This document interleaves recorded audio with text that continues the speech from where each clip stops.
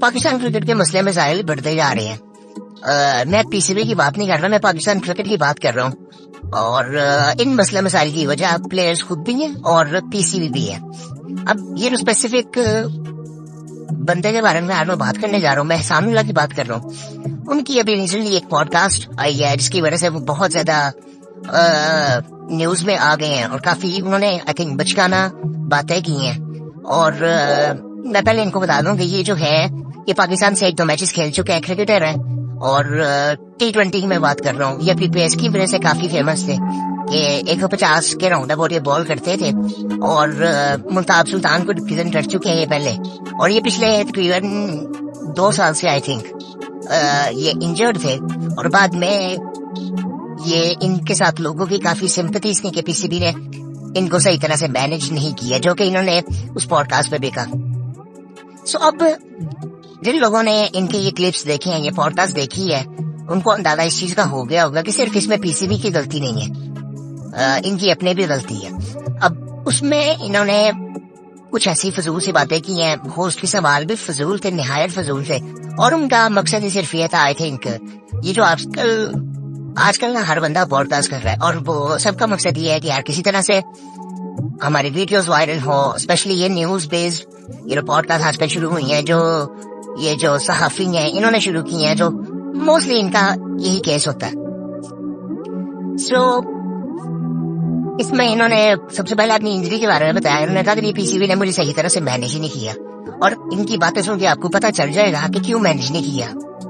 कि ये बात मुझे नहीं लगता कि ये सुनते भी होंगे किसी की, इनको कहा कुछ जाता होगा और ये करते कुछ होंगे। अब आप इनकी बातें सुने, ये बातें क्या कर रहे थे।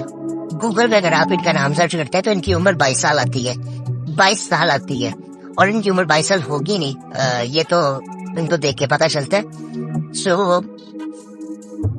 अब इनकी उम्र 22 साल आती है तो आप इनकी बातें जरा सुने। पहले इन्होंने आते ही उसमें मोस्टली बात सुनी, बस की मैं तो अपनी सवात में एक नेशनल एकेडमी चलाता हूँ और बस वो चलती रहेगी आगे, क्रिकेट में खेलता रहूंगा।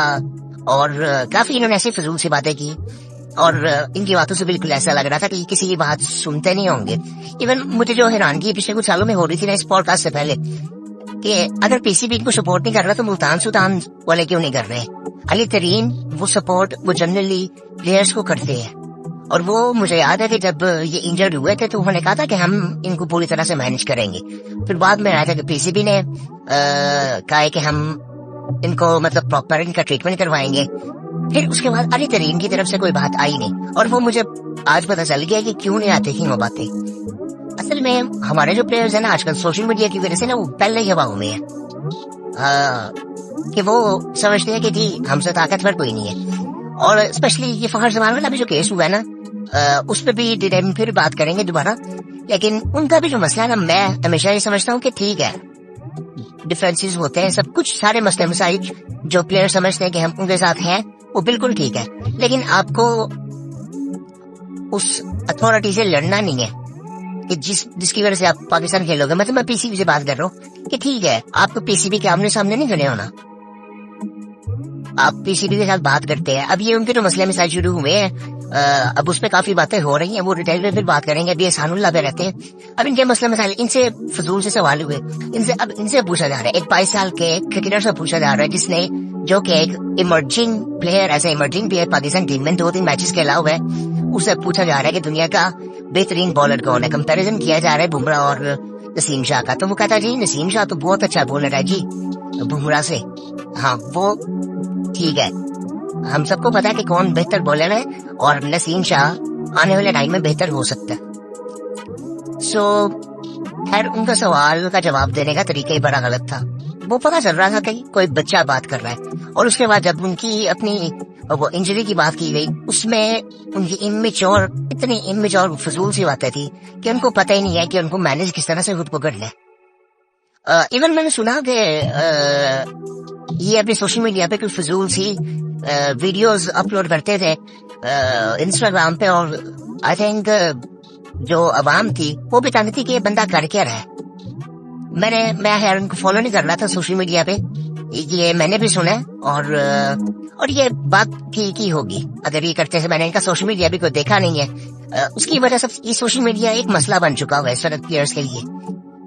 कभी आपने किसी इंडियन प्लेयर को देखा कि उसकी ट्वीट वायरल हो गई हो? रिटायर्ड प्लेयर की बात नहीं कर रहा मैं, करंट प्लेयर्स की बात कर रहा हूँ। अगर आप देखें, आप विराट कोहली को देखें, वो स्पॉन्सर्ड एड्स के अलावा कुछ करता नहीं, ठीक है। कोई बहुत कम होगा क्या उसने कोई ट्वीट करना हो।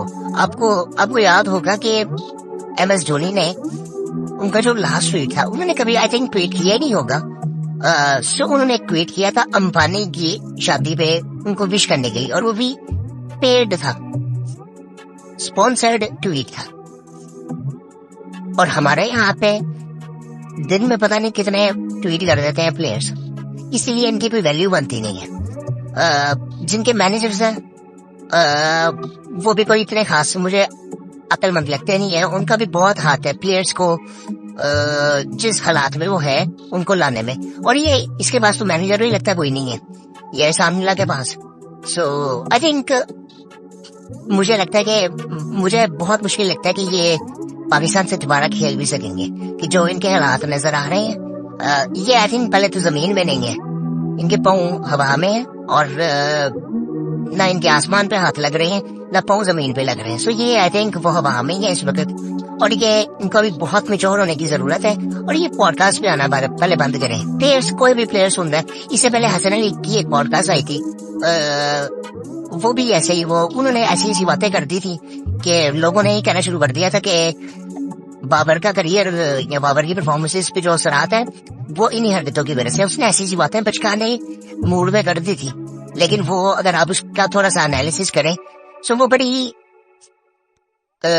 गौर करने वाली बातें थी कि क्या मसले मसाइल थे पाकिस्तान क्रिकेट के साथ। मतलब जब बाबर कैप्टन था ना, उस वक्त आपने देखा होगा कि काफी चीजें खत्म हो गई थी, कि एक कंसिस्टेंसी नजर आती थी, स्टेबिलिटी नजर आती थी, कि प्लेयर्स को मौके मिल रहे हैं। सो मुझे नहीं लगता कि आज हमें बात करनी चाहिए कि प्लेयर्स को मौके नहीं मिले पिछले कुछ सालों में, पूरी तरह से मौके मिले। कोई फिटनेस नहीं होता था बाबर के दौर में, और सब प्लेयर्स जो खेल रहे थे उनकी जिस तरह की फिटनेस थी वो उस तरह से खेल रहे थे, और उनकी परफॉर्मेंसेस बेहतर भी थी। लेकिन बाद में एक टाइम पे हमने देखा कि उनके मसले मसाइल कितने ज्यादा हो गए थे, जो कि आज हमें नजर आ रहे हैं। कोई बेंच स्ट्रेंथ नहीं थी, कोई कुछ नहीं था। इवन हसन अली, मुझे लगता है कि हसन अली का वो भी इस वक्त मूड में है ना, अपनी जिंदगी के जिस हिस्से में, वो मुझे नहीं लगता कि वो अब सीरियस होंगे क्रिकेट के बारे में। इवन एहसान उल्लाह, ये बात एक 22 साल के लड़के करने वाली है जी, मैं तो वो अपनी क्रिकेट अकेडमी चलाता रहूंगा, नेशनल अकेडमी मैंने सब हाथ में खोल लिया, और ये फला ये वो। और इंजरी के बारे में जी उसने कहा कि मैं तो पहले 4 ओवर करना शुरू करूंगा, फिर मैं 10 ओवर करना शुरू करूंगा, फिर मैं 3-4 साल बाद करना शुरू करूंगा। ओ भाई, आपको तो मौका ही अब मुश्किल लग रहा है कि मिलेगा। सो ये जो जितने भी प्लेयर्स हवा में है ना, आप एक चीज ये देखें कि ये जो जहाँ पे इनको मौका मिलता है, फॉर एग्जाम्पल PSL में इनको मौका मिलता है, PSL एक बिजनेस है, ठीक है। तो कोई उसमें जो ऑनर है वो अपना नुकसान नहीं करेगा, और वो किसी ऐसे प्लेयर को नहीं चाहता जो पहले ही वहां में हो और जो बात सुने ना किसी की। और ये उनमें से लगते हैं कि ये बात सुनते नहीं होंगे और इनकी समझ में लिपी शायद आती नहीं होगी। सो आई थिंक मुझे लगता है कि अभी काफी बातें शुरू हो गई थी जी सोशल मीडिया बैन करवा देना चाहिए प्लेयर से। मुझे लगता है कि बैन करवाने का क्या मतलब है, प्लेयर्स को अक्ल इस चीज की होनी चाहिए। सो आई थिंक मुझे ना ये चीजें देखकर ना शर्म ही आती है सिर्फ, क्योंकि ये बदनामी ना दुनियाई लेवल पे हो रही होती है। यहाँ पे आपको सिर्फ आपके घर के लोग नहीं देख रहे, दुनिया आपको देख रही है। मतलब जो सामला को एज अ क्रिकेटर नहीं जानता था, वो अब यहाँ से जान गया होगा कि वो कौन है। और ऊपर से ये जो होस्ट बैठे होते हैं, जनरली सहाफी है, स्पोर्ट्स जर्नलिस्ट है, और इनका काम वैसे चल ही रहा था तो ये ऐसे शुरू हो जाते हैं।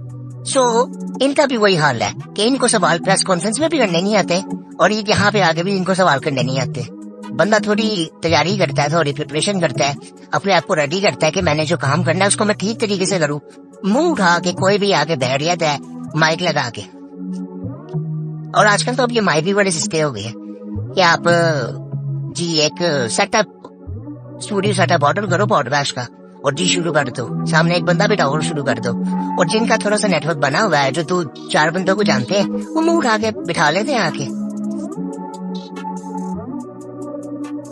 इवन अब आप ये देखें, और ये स्पेशली इस लेवल पे प्लेयर्स, जब प्लेयर इस लेवल पे होता है ना कि पाकिस्तान ए से खेल रहा होता है या PSL के लेवल पे खेल रहा होता है, सो इनका इंट्रोड्यूस करना आसान होता है सहाफियों के लिए। बाद में ये चीजें मुश्किल हो जाती है, हैवी को थोड़ी सी अक्ल आ जाती है कि हमने कहाँ पे इंटरव्यू देना, कहाँ पे नहीं देना। सो यहाँ पे सारे ही आते हैं। ये आपको आजकल नजर आ रहा होगा कि ये इमर्जिंग एशिया कप हो रहा है, तो उसमें काफी प्लेयर्स के इंट्रोड्यूस हो रहे हैं। और यहाँ पे अब एहसानुल्लाह साहब का आ गया है। पिछले से जब हसन अली की एक पॉडकास्ट आ गई थी, तो काफी ऐसी चीजें चलती रहती हैं जो कि इनको समझना चाहिए। और जो टीम से बाहर हुए होते हैं स्पेशली, उनका भी यही हाल है।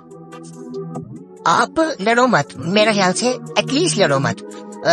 फहर जुमान वाला भी जो केस है उस पर डिटेल में आई थिंक बात की जा सकती है इससे भी ज्यादा, लेकिन आई थिंक ये एहसानुल्लाह वाला जो मसला है इनका इस वक्त बड़ा मुश्किल मुझे लगता है कि ये दोबारा कभी पाकिस्तान से खेल भी सकेंगे।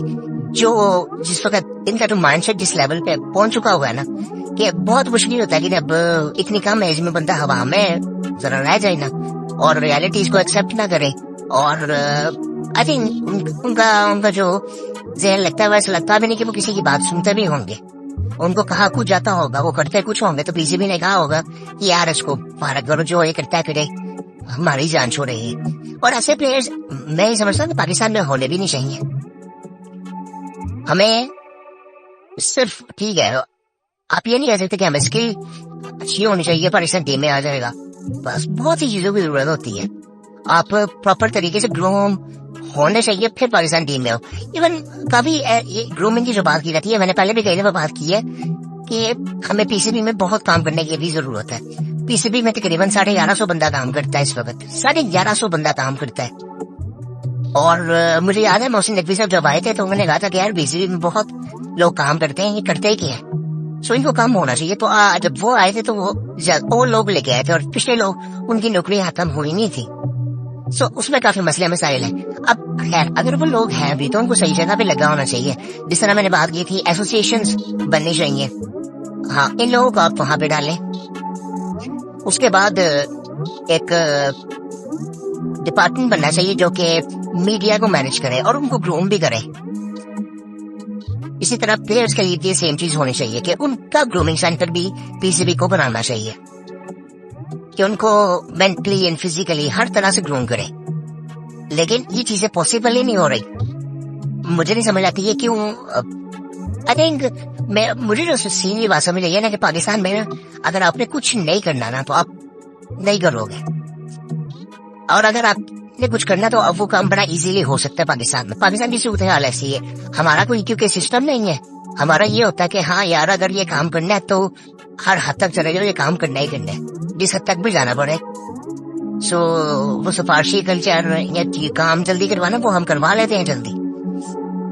सो अभी हमने स्टेडियम्स रेडी कर लेने। आप ये देखेंगे अगर ये चैंपियंस ट्रॉफी से पहले आप देखेंगे सारे स्टेडियम रेडी होंगे, हम पूरी तरह से रेडी होंगे कि हम चैंपियंस ट्रॉफी करवा सके। और पिछले कितने सालों से बात हो रही थी कि इन स्टेडियम्स को अपग्रेड करने की जरूरत है, तो कुछ भी नहीं होता था। पिच चेंज नहीं हो पा रही थी।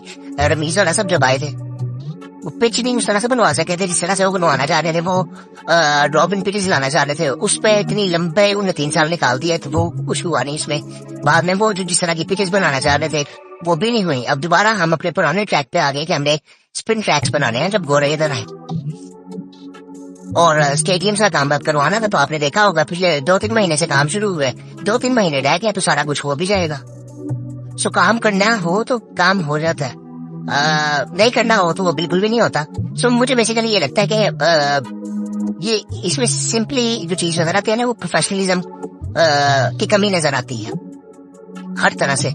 और आई थिंक प्लेयर से तो मैं सिर्फ इतना ही कहना चाहता हूँ कि स्पेशली जो पाकिस्तान को किसी तरह से रिप्रेजेंट करते हैं और जिनको लोग जानते हैं, एटलीस्ट वो इस तरह के फजूल इंटरव्यूज मत दें। इसमें सिर्फ उनकी बदनामी नहीं है, एहसानुल्लाह को कोई नहीं जानता होगा अभी बार, लेकिन उसको पाकिस्तान की बदनामी है कि पाकिस्तान का एक प्लेयर जो कि ऐसा था और उसने ये बातें आगे काट दी, यही चीजें। सो ऐसी बातें होती हैं। सो इसमें सिर्फ पाकिस्तान बदनाम होता है और कुछ भी नहीं होता। सो बाकी आई थिंक मुझे ये चीजें देख के सिर्फ दुखी होता है कि यार ये बदनामी सिर्फ है पाकिस्तान की और इससे ज्यादा कुछ भी नहीं है।